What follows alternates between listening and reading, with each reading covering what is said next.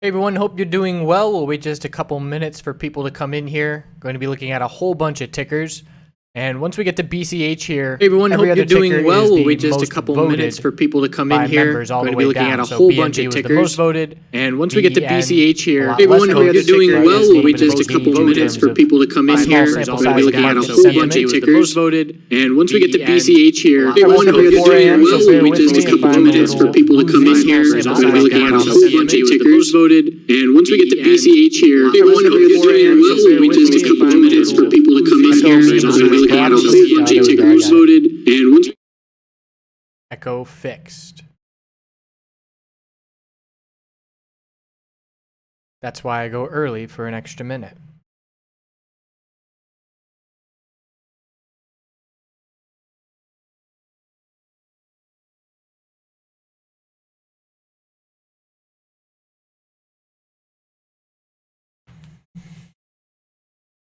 Happy Father's Day to everybody out there.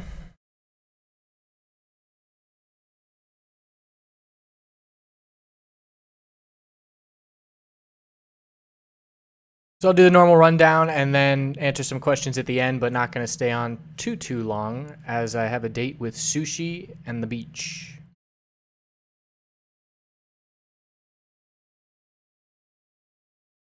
We'll get started right at 6. We got another minute.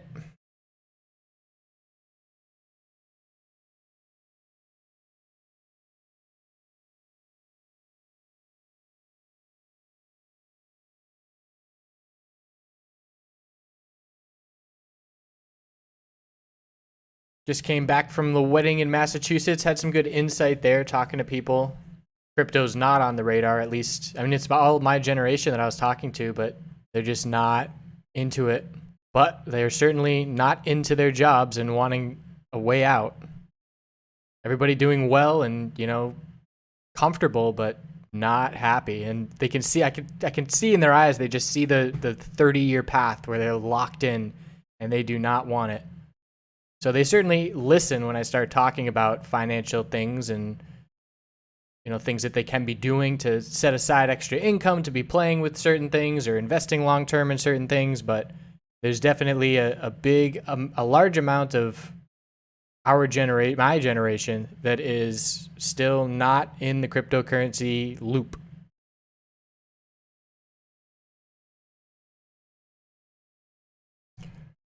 All right, let's get going. We'll start it off with Bitcoin. I'm going to look at weekly time frames first for longer term perspective, and then we're going to zoom in to shorter term. I'm probably not going to go too much further aside from hourly because there's not a ton going on most of these names. So for the weekly time frame, as we know for Bitcoin, we broke the equilibrium bearish. And in some of my previous videos, I was saying, you know, everybody's looking at their longer term positions and saying, should I liquidate? Should I sell? And the answer is not at this level because we have been pulling back for 6 weeks. So I wouldn't sell on the break of support, but maybe I would take some off on a bounce where we set a lower high. And again, the number one reason when people exit trades, the number one difficulty is when to enter back. And a concept that people struggle with is exiting and then entering back higher, which I do plenty of times because oftentimes there's a much more clear setup, a much more favorable risk to reward scenario, and that just happens to be at a higher price. So while sometimes you do leave money on the table, it keeps you in full control and it keeps you protective. So I'm not saying sell anything. I'm just saying have a game plan. And you know, there are people that watch week after week it going down and just don't have a game plan. And then once things look their worst, that's when they start to think they should sell, which is obviously the psychology and, you know, blood in the streets mentality and avoiding reacting to that emotion when things are looking their bleakest is the way to go. So we broke key support, but we're not dumping. The bulls are trying to see a bounce. As far as the daily chart, we are absolutely still in a downtrend. So we cannot lose sight of that. The bulls have a ton of proving to do. And one thing that the bulls are going to have to do, aside from breaking the lower high pattern, is getting over exponential resistance. And we've been rejecting from this daily exponential resistance for the last 3 clear bounce attempts. And we're not even testing that level yet. It's still in the upper 6,000 range. So we have our low of the dump. That's our new support level. That's down at 6135. Our high of the bounce at this point is 6,750. The bull's attempting to form a higher low here of 6,330. So it's just a continued tightening range. And we're going to see a break sometime in the next 2 days, I would say, with either a clear move over 6,750 to higher highs on this bounce, or a clear break back down, breaking this 6,330 and heading down to the low that we've seen to this point. So a spike in volume is coming, in my opinion. You can see the volume is just dropping off day after day. This is now going to be the 4th day in a row of declining volume, and a break is imminent. You can see the range each day. It's getting more and more slow and more boring. And you can tell there's just so many metrics that we have, not only from our YouTube analytics and things like that, but just in the chat room, the amount of time that's going in between messages, because there's not a ton of stuff going on in the Bitcoin, Ethereum, Litecoin room, is some of the longest that it's been. And that's because there is a lack of activity, a lack of volatility. And as I've been saying in videos, trying to trade at the same rate and the same frequency that we have been trading previously in this range is a great way to give back money. And I've made, I can count on one hand the amount of trades that I've made in the past 2 weeks. And that's just waiting for a more favorable setup. And there's still bears circling. You better believe that if we do break bearish, a lot of people are going to be jumping back into bearish trades. So we have a lot of people that have covered their shorts, and we have a lot of people that have all cash and are looking for long positions. And so the break of this tight range is going to give us, again, short-term clarity. We should see direction for this week, early this week. It should give us this direction. So zooming in, showing this tight range, the 4-hour time frame, look at the exponential resistance. It just continues to reject the price. Multiple days in a row of just rejection after rejection.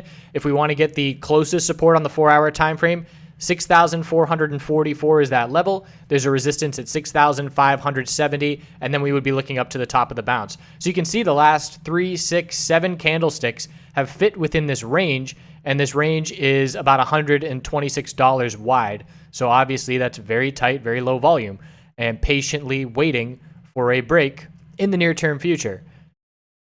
So that's it for Bitcoin. Pretty simple setup. 4-hour time frame, higher lows, lower highs, real tight. Watch for the volume spike. If there's a break of this range, whether it's bullish or bearish, and there's no volume spike attributed with that break, we can't believe it. We have to take that with a grain of salt, because this is tight enough that we know when the break does occur, there will be volume behind it, and it will be a spike in volume compared to the average. Look at this yellow line down here. Don't really point this out often. This orange volume is the moving average of the volume. And you can see back previously where it would get really, really low. Then we had the huge dump and huge volatility associated with that. And here it is now lowering back down again as the volume, the average volume is dropping off. And that's going to get to a point where it gets so low that we will very clearly see a spike above that level. And the average, when you get a spike, I mean, I like how it's inlaid on the histogram of the volume, because you can tell, okay, we have above average volume this candlestick when it breaks above this line. So you can see we're still below average as that average is dropping down. So that's where we stand on Bitcoin, and now we're going to be comparing most individual names to where Bitcoin is standing. Some of these charts, our members voted to look at them in USDT on Binance, but there's just not enough price history because they were added recently enough that there's not enough price history to be looking at those levels. So Ethereum on the weekly time frame, we know Ethereum's looking for a higher low as well. And at this point, I shouldn't say as well, because it is different than Bitcoin. Bitcoin has lost the higher low. Ethereum is still holding it. And we're trying to form a bullish reversal hammer. This is the candlestick that's forming right now, but obviously we're very skeptical of the bulls in any of these setups, and we need to see confirmation of this bullish reversal hammer. So on the daily time frame, we have our low, same thing, our high of the bounce, and our higher low is attempting to form. We have a couple support levels in there, but the bottom line is the volume's dropping off. The range is getting really tight the last 2 days. The 4-hour time frame, we can look at a base of support down here at 481.57. We've got another support, 495. Resistance is up at 507.83. So again, just a tight range with this one has 7 4-hour candlesticks in a row within a range of about $12.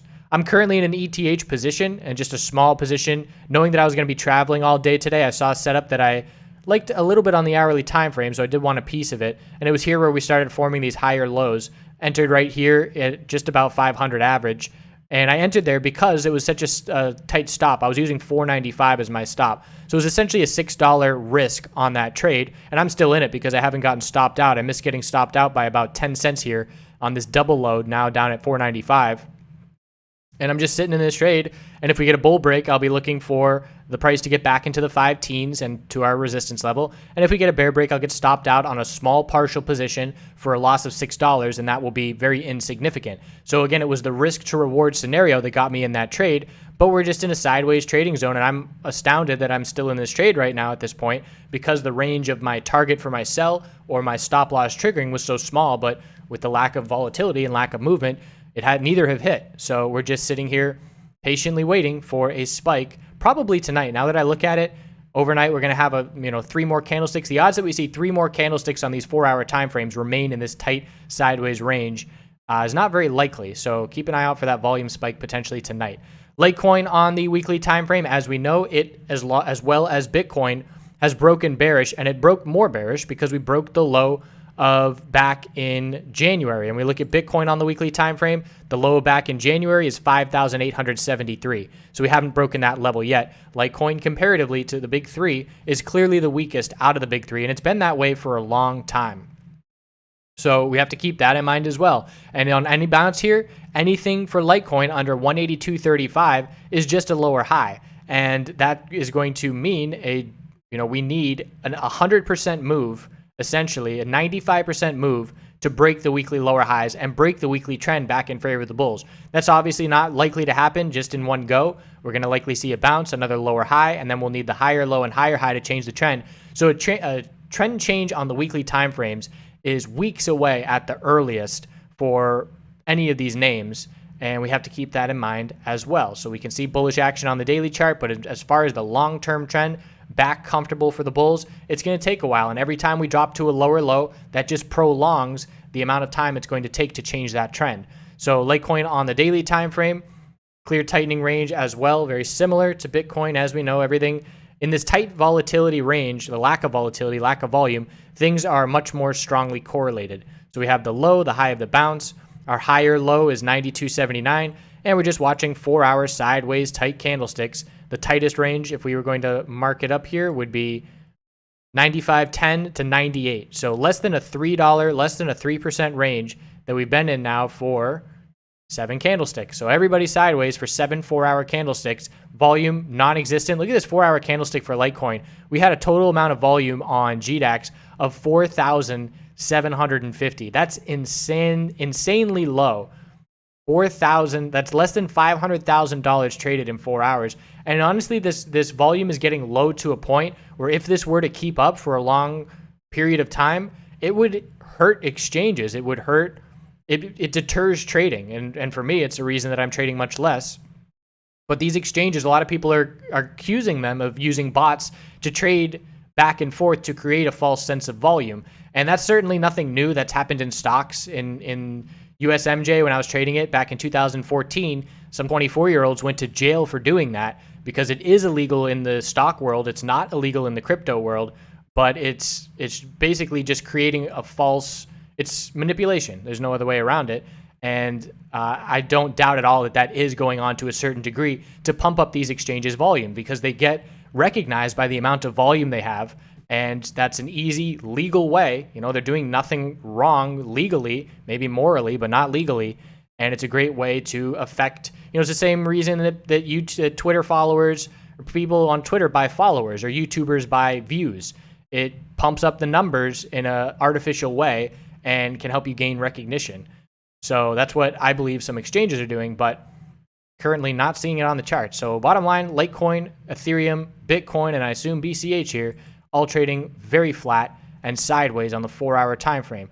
Weekly time frame for BCH, same as Ethereum, is going to be looking for a higher low to form on this weekly chart, and not as much of a bullish reversal hammer as we're seeing on Ethereum, so a bit weaker. The daily chart, we have our low, high of the bounce, higher low is 830.94, and just getting extremely tight with volume continuing to drop off. 4-hour time frame, tight range to be watching is 840.212 support and 862 resistance, and we've been within it for 7 4-hour candlesticks. Volume non-existent. We had a 4-hour candlestick here with 618 volume.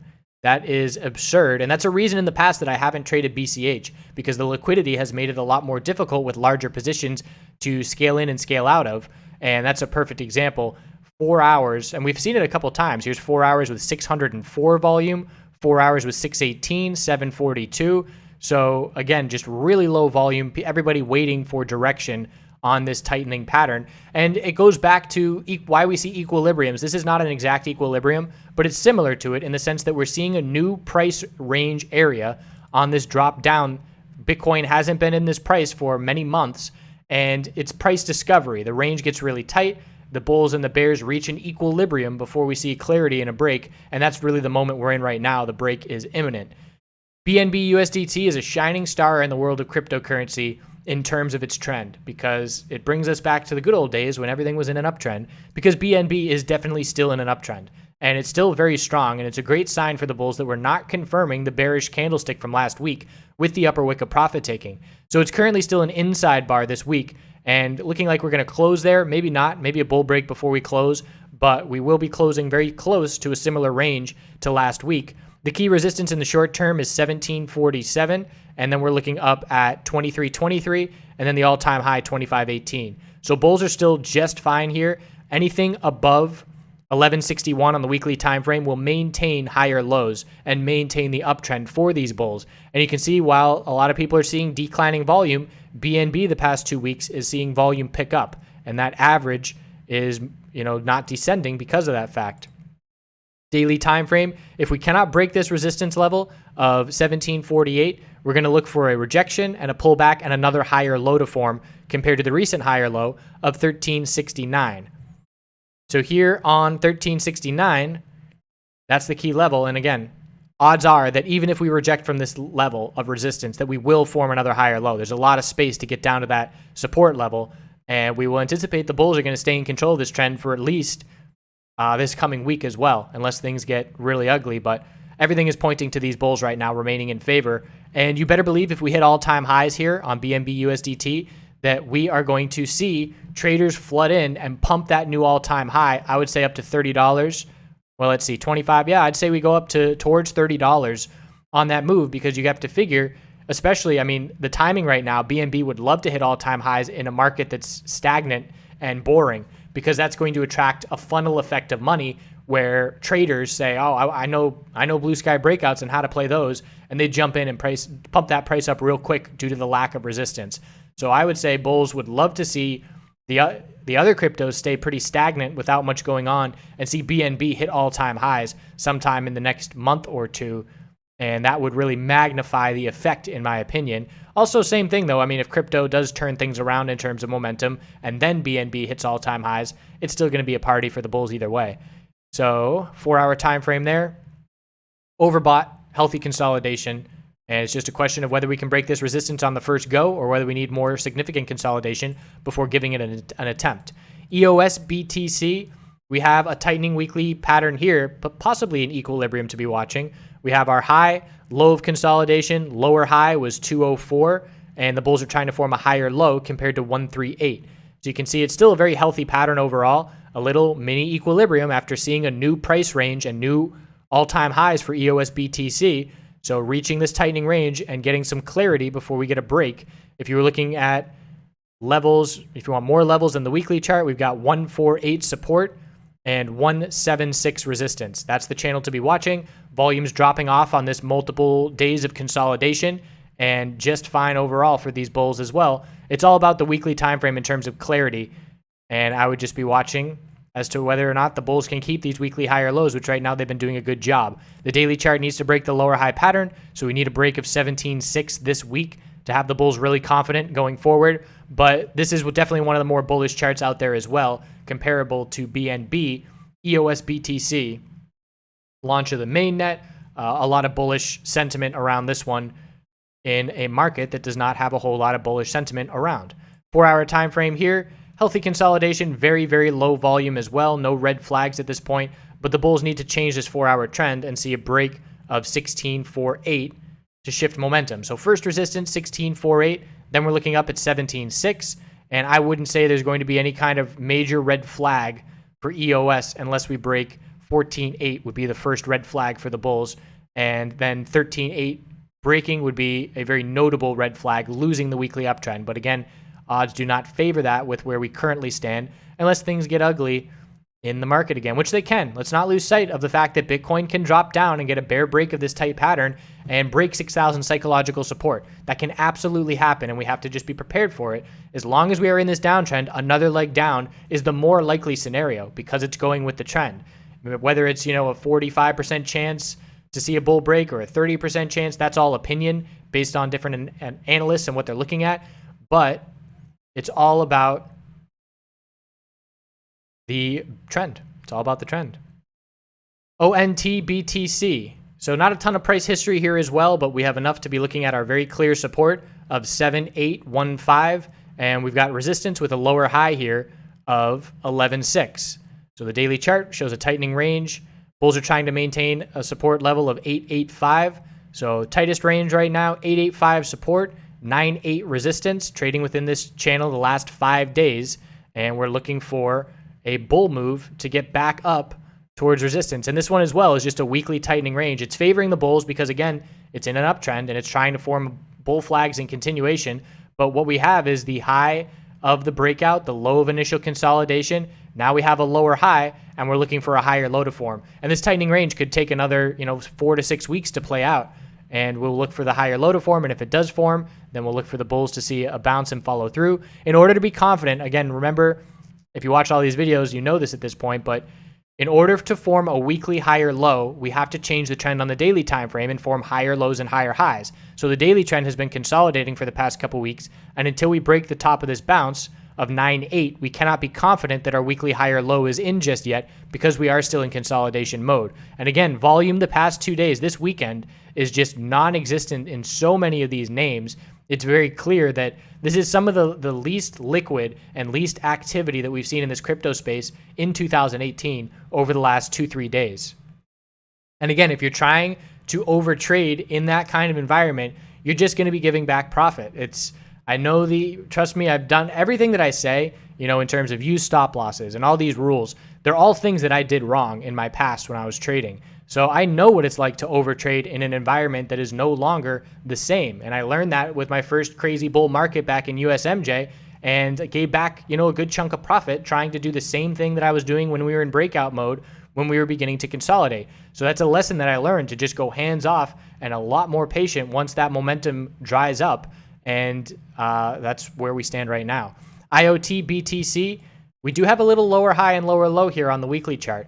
So I have been pointing out, I do IoT videos every other day now, and I've been pointing out that it's been clearly weaker than Bitcoin, Ethereum, and EOS. And this weekly chart is showing us that with this little lower high and now a lower low, and there's a lack of support until down at 13.9. So 13.9 is our next support level, and there's space down here. That's another 20% or more before we drop down and test that support level. So the daily time frame, we drop down to a lower low. So it cannot be more clear comparatively that IoT compared to BTC is very weak. Lower highs and lower lows continuing, lowest price that we've seen since back in April, and the bulls nowhere to be found. New resistance is a lower high at 202, and again, the next support nowhere nearby. I would say the next support is 16.3. So IoT is definitely struggling a bit here compared to everybody else. And it's the kind of scenario that whenever I do this in markets, trading stocks all the time, where I'll start my day, the S&P 500 is my benchmark, just like Bitcoin is our benchmark. And I look and I say, which names are stronger, which names are weaker. I look to play the stronger names bullish on a bull day for the benchmark. And I look to play the weaker names bearish. So if I were playing cryptocurrency bearish, I would be looking for the weaker names compared to Bitcoin and say, all right, if Bitcoin breaks this tight daily range bearish, I'm going to go and play the more bearish names short and look for more magnified downside. And, like if BNB, if we see Bitcoin break bullish, BNB would be one of the stronger names to be looking at, as would EOS, to be playing the more bullish names bullish. So IoT is extremely weak, 4-hour time frame, just a slow grind down, exponential resistance, and close to oversold conditions on the 4-hour time frame. Not many individual names are close to oversold on the 4-hour time frame with where we stand right now, because we did have that bounce a few days ago, cool things off a bit. ETC, BTC. So we saw the pump on the news that we were being added to Coinbase here. There's the big volume spike, but a lack of follow through. And we still have a lower high and lower low pattern because we dropped down and saw a lower high on the weekly and then a lower low, and then that pump happened, and it just formed another lower high compared to 267. So a lower high at 247 now, and we're likely going to trade an inside bar this coming week because the range of this previous week is so large, it's going to be very easy to fit with inside that range. So the daily chart, equilibrium. When you see new price discovery and a big move, whether it's a breakout or a breakdown, equilibriums happen all the time. So high, low, lower high, and we're looking for a higher low compared to 203. Tightening daily range, and break is going to be sometime in the next 5 days or so. So we'll first have to look for that higher low, and then towards the end of this week, I would say, we're going to get a clear daily break of this equilibrium pattern that's forming. So that's something to be keeping an eye on if you are trading ETC. 4-hour time frame, healthy consolidation, very low volume, no red flags, just normal healthy equilibrium forming. NEOUSDT, also bearish with weekly lower highs and lower lows. So the amount of charts that have weekly higher lows and higher highs compared to those that don't is slim. It's, I think, 2 out of 9 that we've looked at so far. So another lower low on the weekly. Support is limited. 29.10 is the next support level to be watching. That's the all-time low in terms of the history on TradingView here.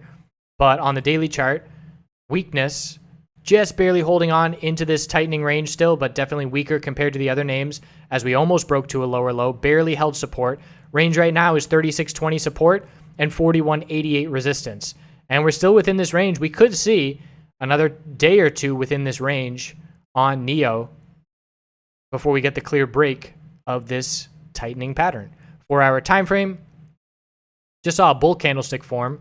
So that stands out a bit compared to other names just in short-term action over the last few hours. And if I were going to...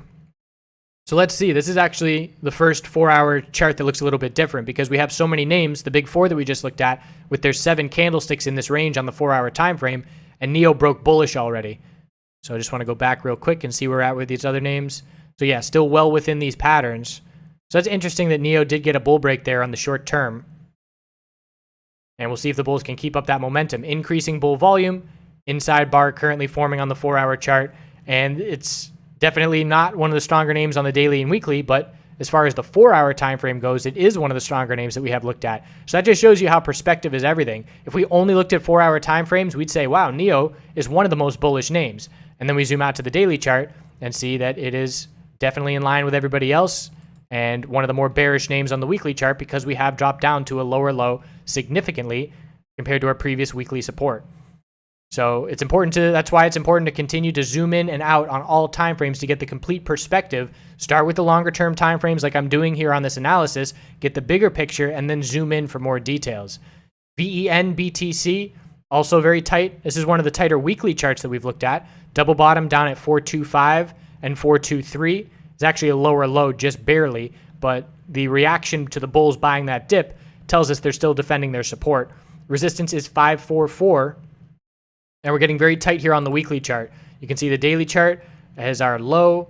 We have our high, low, lower high, almost a double bottom. We'll call it a double bottom because of the reaction to the bulls. Certainly didn't see any bearish follow through. 4 daily inside bars, actually 3 daily inside bars breaking bullish at 455 and getting significant follow through. We saw a move of 10%. So there are still trades out here. And, you know, multiple daily inside bars, that's a very clear signal. It's just in a trading environment that might have us a bit more hesitant to jump into a move like that. But that's certainly a very clear signal with some really nice follow through. And if we see a lower high compared to 544, we'll just look for an equilibrium to continue on this daily time frame. But this is one to be watching, Vechain BTC, because this weekly chart sometime in the next few weeks is going to see a very clear break that's either going to have us looking back towards the all-time high or have us looking back down to the low of consolidation. So that's where we stand on all the big names. Again, not a ton going on. There are still trade opportunities out there. I personally have been trading other things like Canadian MJ and starting to look into commodities a lot more as things are picking up there. Just put out a commodities video. So again, I'm going to do like I said, I'm going to put out a different gold video and some more basic information, but there's other videos out there to check out if you are interested in seeing what's up in the world of finance and the dollar and the markets and all other things going on. And that's something that is going to become more relevant with the cryptocurrency space, or the bulls should hope so, We want the dollar and gold to be in the conversation for cryptocurrency as relevant. And right now the correlations are not there to make it very relevant.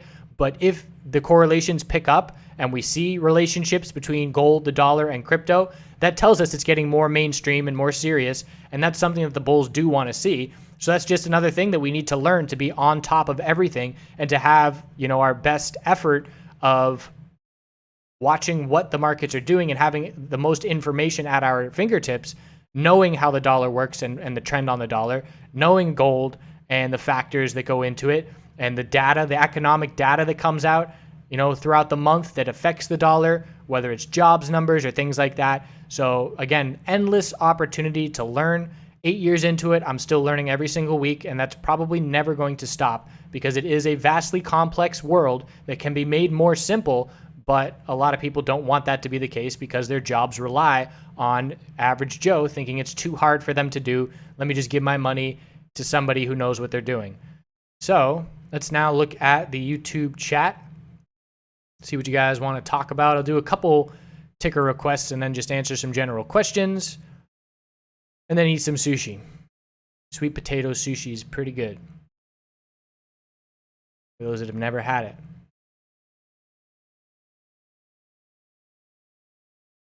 First one's ADA. Let me know the pairing as well, whether you want it USD or BTC. Just going to do a couple here. So weekly equilibrium, we're looking for the higher low compared to the recent low. Down at 166, lower high is 419. We're looking for a higher low.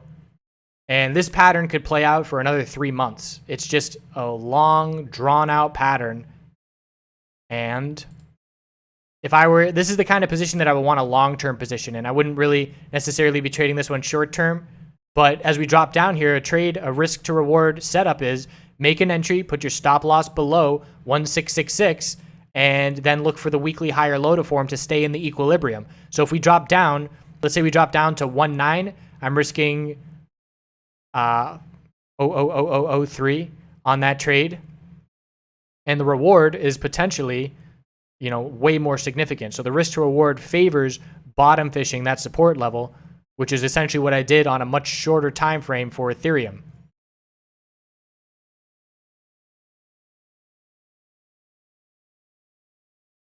I watch rates for the housing market. There's not a ticker for the general overall housing market that comes to mind. I'm sure maybe you could find some out there on Google, but nothing that's an industry standard that everybody's watching.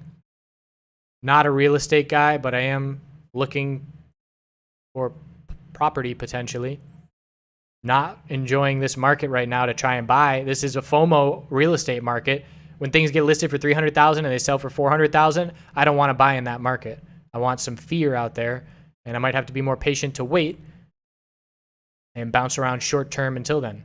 So let's do one more here. Let's go with Home Builders ETF would be a good gauge. There's different gauges out there. There's just not a general, U.S. housing market prices because it varies so much from region to region. Let's go with, I'm trying to get everybody's got one of their own. I'm trying to see where multiple people say the same one. There we go, XLM. XLM BTC, equilibrium, long and drawn out, could be months. So I'm looking at resistances and supports. We're looking for a higher low to form compared to 212. We have a lot of space before we get to that level.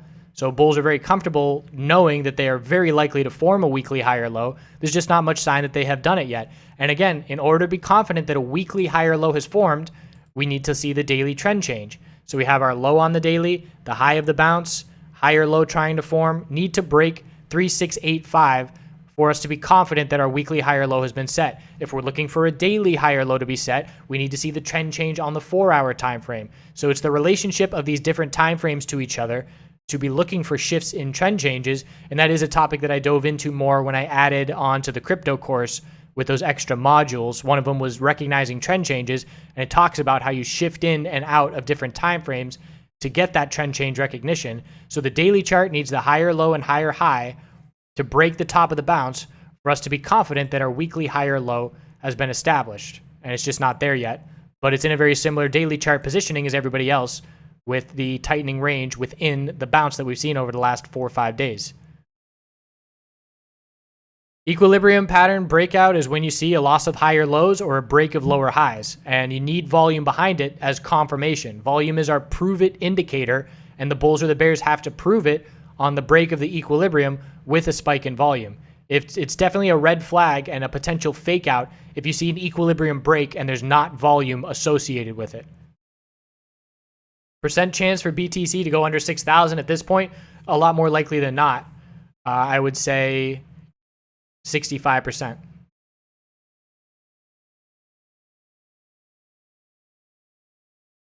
Best time frame for volume. Again, looking at all of them, I always want to look back historically. I want to compare on the weekly time frame. If I'm short-term trading, the hourly and the 4-hour will matter. But if I'm just looking for the longer term trend, it's just the daily and the weekly that I'll be looking at. I have used the ADX indicator for stocks before, and the crosses with DMI, ADX with DMI and their crosses. It was useful. You should play around with it and see if you like it. I haven't used it in crypto. Again, I'm in a mindset with crypto where I took the things that I learned in stocks and I went to crypto, and I'm using less of them. I'm using less moving averages, less indicators, more price action, and that's affected how I trade stocks now. So I'm taking that little knowledge of keeping it simple and taking some things out of the equation and taking that back to the stock world. And I'm now using moving averages a bit less. Like Canadian MJ, I use moving averages less than I would have before cryptocurrency happened. So they're constantly shifting my style of trading, and price action for me is just king. So I'm not looking to add anything because I have a system that works for me, and it's working well enough that, I'm not trying to tweak much. I'll tweak little things here and there, but not much. I'm not going to add a whole nother indicator. But if you are just finding your style and strategy, absolutely explore with them and give them a try. And no two analysts ideally will be the same, because we all recognize different things and different things work for us. And, I'm never going to say Elliott Wave doesn't work, because I absolutely believe there's a lot of traders out there who can make Elliott Wave work. It's just not my style. I have a lot of similarities on my style with Elliott Wave, but definitely not the, basic rule of thumb and fundamentals of Elliott Wave theory. I don't use it because I haven't found the need to. But that doesn't mean other people shouldn't explore with it.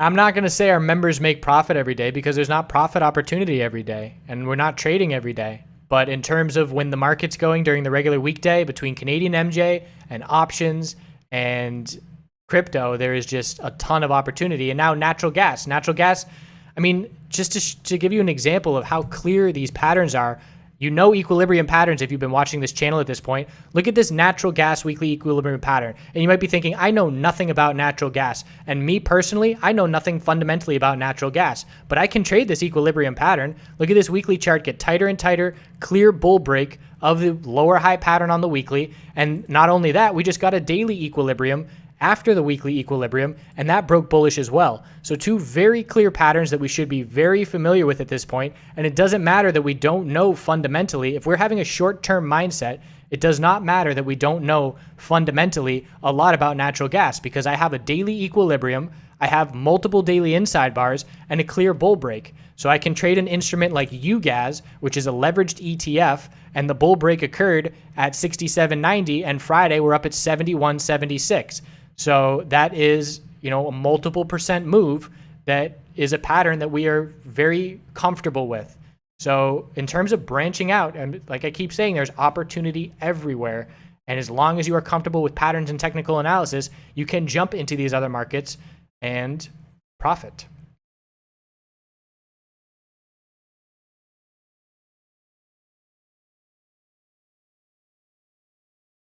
I do not leverage. I have played with leverage a little bit in stocks, but not much at all. In terms of my total trades, I would say 1% of them have been leveraged. I don't like newer traders using leverage at all. Way too many horror stories of accounts blowing up That's something that you want to do when you're really experienced. Same thing with trading options. I started trading options 4 years after I started charts and technical analysis. I was very, very comfortable with charts, and I lost when I started options because it's a different beast. And people that don't know what they're doing with margin, you can go multiple years and still screw up with margin because it's a different way of trading and it's a little bit different. So for newer people to be looking to get into margin, I mean, that's just that get rich quick mindset, which got so many people into crypto. But if you're looking to use leverage and, try and be rich, it's probably not going to work well unless you put in the time for the education first. Yes, the courses definitely go over a bunch of patterns that we use. Equilibrium is my favorite, but there's a whole bunch of them. Bull flags, bear flags, pennants.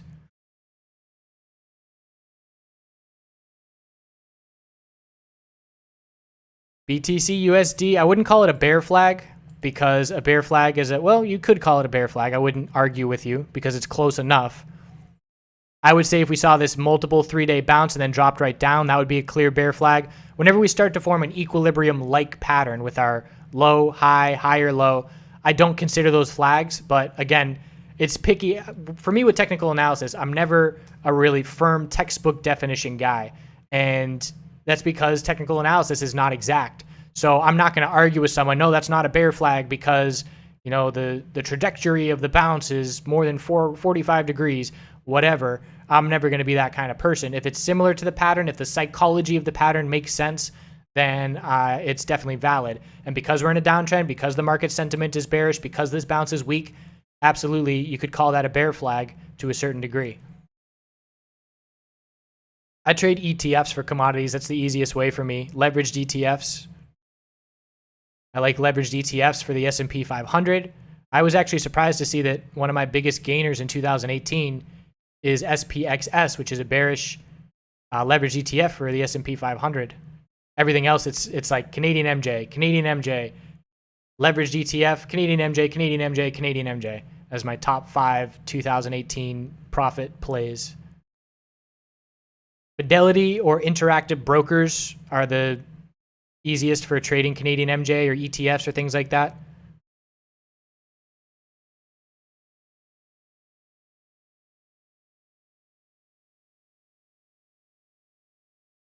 Entries and exits is more fundamental technical analysis that can be applied to any markets, and crypto is applying that to the cryptocurrency space and more so my specific strategies, how I play the oversold bounces. I added a module on how to play bearish in terms of recognizing key support breaks and things like that. So I would say basic fundamental building blocks of technical analysis is the entries and exits course, and crypto is obviously more focused in on the cryptocurrency market. And I intentionally did not overlap a ton of stuff in those courses.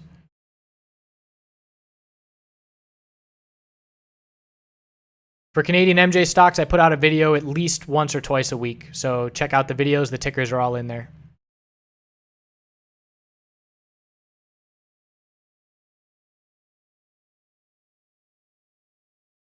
BTC is possibly at the depression stage.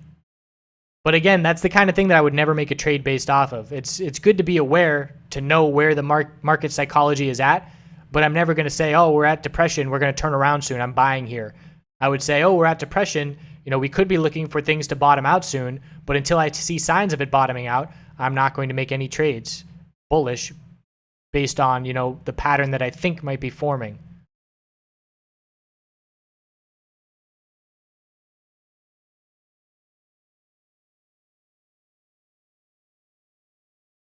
Honestly, we saw what's it going to take for the trend to change in cryptocurrency, reaching a point of absolute despair where everybody that's going to sell has sold. But we saw the reaction to the news, the very brief reaction that lasted, 4 hours? But we could see, okay, that turned sentiment. That gave people something to point to and say, hey, maybe we're at the bottom. And I don't believe we have anywhere near enough reaction to take that seriously at this point.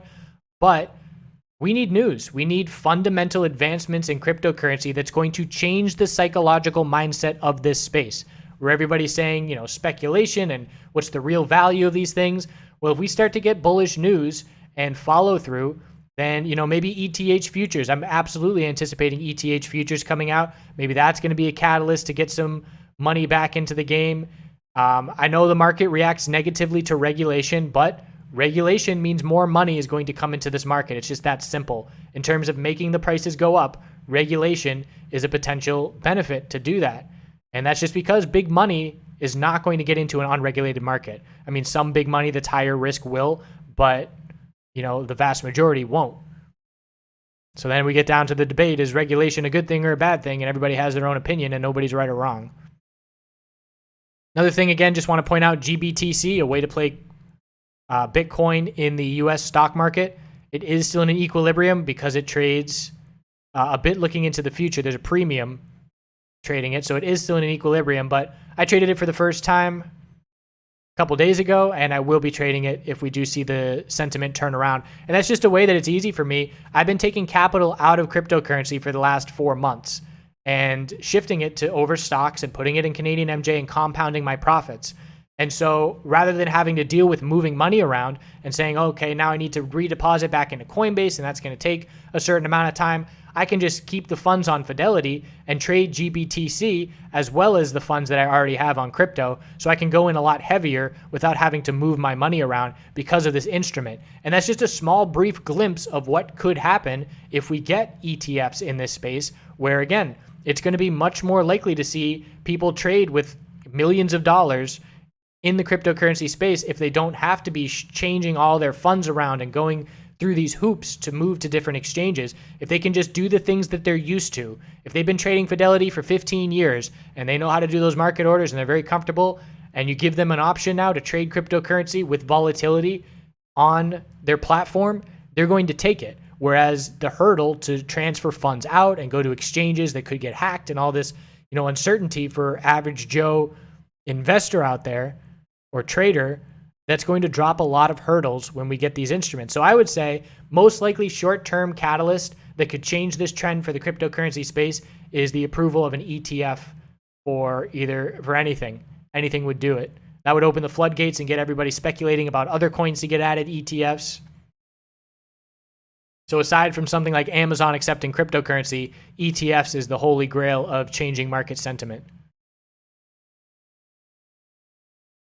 I'll trade individual big cap stocks through options, but my win rate for common shares is higher than options. So that tells me trade less options, trade more common shares. It's just looking at your data and your performance. You can get down to scientific where if you can look and say, okay, I make my most profit 9:30 to 10:30 a.m. Eastern, and I give the most of it back 1 to 2 p.m. Eastern, I'm going to trade more in the morning and less in the afternoon. And that's data that we can collect on ourselves and learn from ourselves and have our strengths shine and, shy away from our weaknesses. There's so much data that we can collect. And so that's one of them, knowing that I am less profitable in options and I am more comfortable trading common shares, probably due to their ease of putting stop losses comparatively. But that's just something in my game that I have recognized. Trading in the Zone, definitely a good book. Everybody's loving that book these days.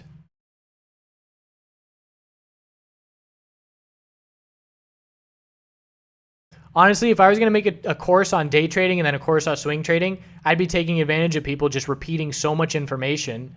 It's the exact same patterns and mindset. You're just doing it on different time frames. That's a great way for analysts that like to sell courses to maximize their sales.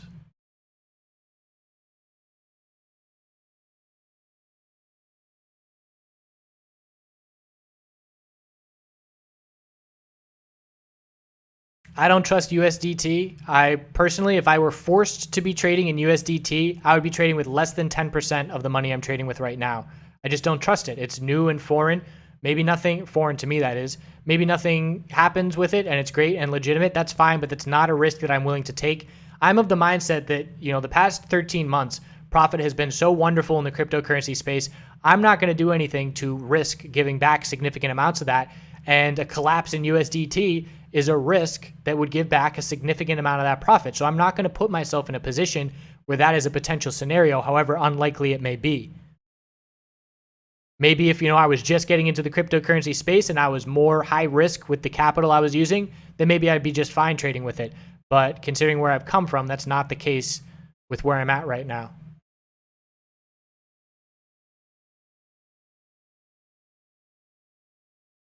There's a couple homes with hemp. I just came from Asheville and there's one there. But we need, the infrastructure with hemp has a long way to go. Processing facilities, the farms are now popping up, but we need processing facilities. We need trucking and transport for supply chain management. There's a whole long way to go, but it will be eventually. We have long positions in the coins that we get for payments for courses or the alert system or things like that. We do hold those coins. We haven't sold one coin that we received as a payment over however many of the last months. So those are our long-term positions.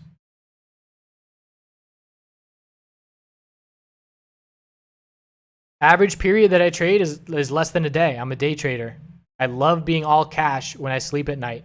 If there's a bomb and World War III starts, I'm going to be all cash, and sure, the US dollar might dump, but in terms of the stock market going down 5% overnight, it's not going to affect me at all. And I love that comfortability.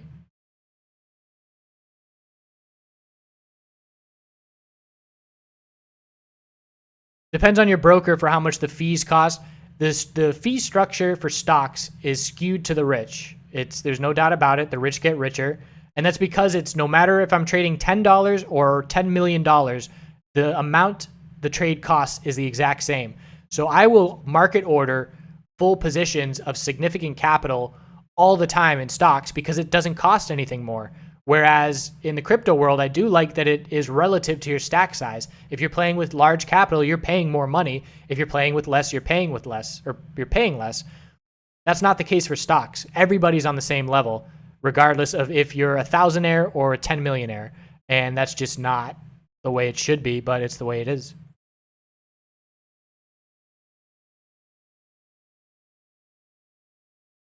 There's definitely swing trades to be had in stocks, specifically Canadian MJ.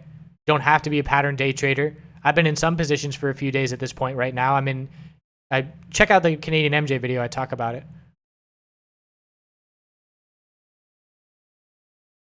There are paper trading platforms. Thinkorswim has a trading platform of paper trading. Here on TradingView, there's one right here. Trading panel, and then paper trading. You can practice without using any capital.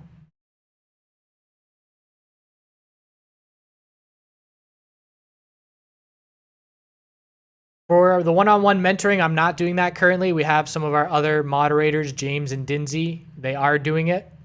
I know they have some schedule filled out, but we are not maxed out at this point, and we'll just schedule further down the road if that is the case.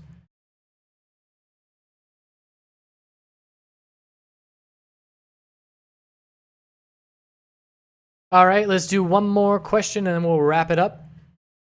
Go spend some time with the family or some time outside or some time with the dog, because there is not a whole lot going on right now. That being said, you can place a stop buy order above the resistance on the 4-hour and then a stop loss below the support. Again, we're in such tight ranges that the risk to reward scenario can be favorable because we're not going to risk a whole lot before we break a support level.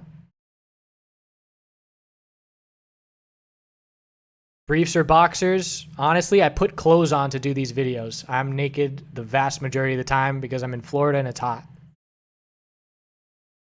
When the break occurs, volume, I'd say hourly will show you if it's a clear volume spike. We can see pretty consistent hourly volume and we'll see when it's different.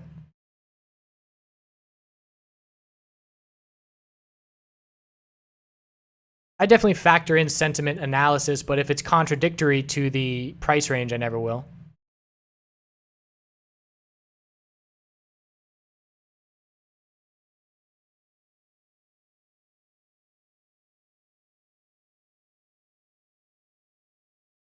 Don't ever go camping in Florida in the summer. I made that mistake a few years ago, and it was one of the most miserable experiences in nature I've ever had. You literally have to go into your tent at 4 p.m. or the mosquitoes eat you alive. And at that point, you're dripping sweat in your tent. And I could put my hand on the screen of the tent and you can hear the buzzing. It's just this bzzz. and you can just watch them swarm around your hand. And it was just, you were in prison in your tent, in your sweaty tent. I really like the Keys. I like Jupiter's pretty cool. Miami, I'm not a city guy, but I'll go there for a weekend. I haven't really done a whole lot of the West Coast or the Gulf or North Florida.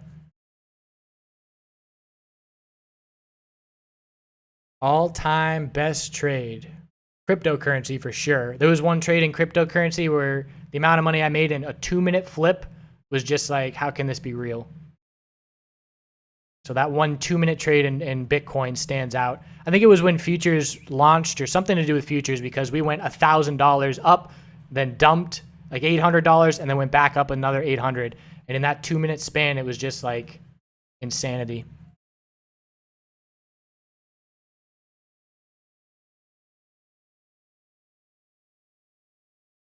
Biggest percent gain? Probably something like 800%. Penny stock days.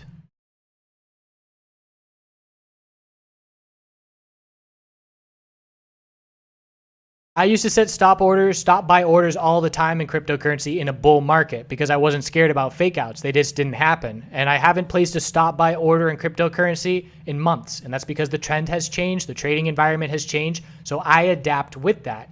And again, it's when I talk about bots, bots are great when the market environment is consistent. When the market environment changes, those bots become obsolete. So that's where humans have the advantage, where they recognize changes in market dynamics and adjust their trading style for it. And you can do that with bots. You just have to go in and change things and then do more back testing and more data analysis. So I prefer the way where I use my brain and I'm in charge. Again, the whole thing is financial independence, right? So why am I going to turn over my financial future to a bot? I want to be in charge. I trust my skills and I'm comfortable with my trading. So I'm not going to just, hand it over to somebody else or something else. I never said anything about favoring Cron over TRST as a business. That's an assumption. I'm not super passionate about any of the fundamentals of cryptocurrency. I like Ethereum. I like, Litecoin or some kind of fast payment system. Dash, I saw a real use case. Dash was very impressive. But I don't play any favorites. Prove it to me. Show me some real world, adoption and real world usage, and I'll get on board. But, getting behind a coin and being a cheerleader and being negative on other projects is just a waste of time, in my opinion. All right, I hope you all have a good rest of your Sunday. We'll do this again. Maybe next week I might do this with Canadian MJ. Haven't done a live stream with MJ in a long time. And again, the number one thing that I say to people, I went to this wedding and, what can I do in these markets? Is cryptocurrency? And I say, well, cryptocurrency is not really bullish right now. So knowing that these people are going to be investors and not traders, I tell them to hold off. And I tell them, USMJ, compile capital. Every week that you get a paycheck, every month, whatever, set some money aside. Compile capital to be ready for USMJ. We know it's going to happen. It's almost too easy. And, knowing which name to play, that's going to come with more due diligence when the time comes. But in terms of accruing capital to be ready to play the US market, it's a very simple strategy. We know it's going to happen. It's just a matter of when. And it's a way that we're going to make a lot of money. So thanks again, everybody. Have a great Sunday. We'll see you tomorrow with the normal videos.